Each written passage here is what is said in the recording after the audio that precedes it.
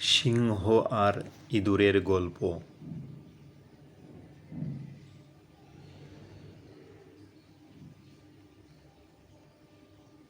এক বনে এক বড় সিংহ বাস করত।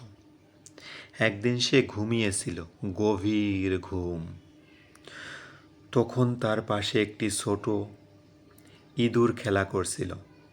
খেলা করতে করতে সে সিংহের নাকের ভিতরে ঢুকে গেল। সাথে সাথে সিংহের ঘুম ভেঙে গেল। সে খুব রেগে গেল। তারপর থাবা দিয়ে খপ করে ইঁদুরটাকে ধরে ফেলল। সিংহ বলল, আমি হলাম বনের রাজা, তোর এত বড় সাহস আমার ঘুম ভাঙিয়ে দিস, এক্ষুনি তোকে মেরে ফেলব। ইঁদুরটি ভয়ে কাঁপতে কাঁপতে বলল, মহারাজ, আমার ভুল হয়েছে, আমি ছোট, আমাকে মারবেন না, একদিন আমি আপনার উপকারও করতে পারি।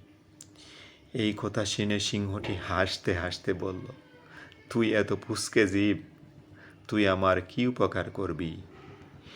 এই বলে সেই ইঁদুরটাকে ছেড়ে দিল। এরপর অনেক দিন চলে গেছে। একদিন ইঁদুরটি সিংহের গর্জন শুনতে পেল। সে ভাবল, নিশ্চয় সিংহটা কোনো বিপদে পড়েছে। সে ছুটতে ছুটতে সেখানে গেল। গিয়ে দেখল সিংহটি একটা জালের ফাঁদে আটকা পড়েছে। সে সিংহকে বলল, মহারাজ, ভয় পাবেন না, আমি এখনই জাল কেটে দিচ্ছি। এই বলে সে জালের দড়িগুলো কুটকুট করে কেটে দিল। আর সাথে সাথে সিংহটি মুক্তি পেল। মুক্তি পেয়ে সিংহটি খুব খুশি হলো। সে ইঁদুরকে বলল, ছোটরাও বড়দের অনেক উপকার করতে পারে। এরপর সিংহ আর ইঁদুর দুজনে খুব ভালো বন্ধু হয়ে গেল।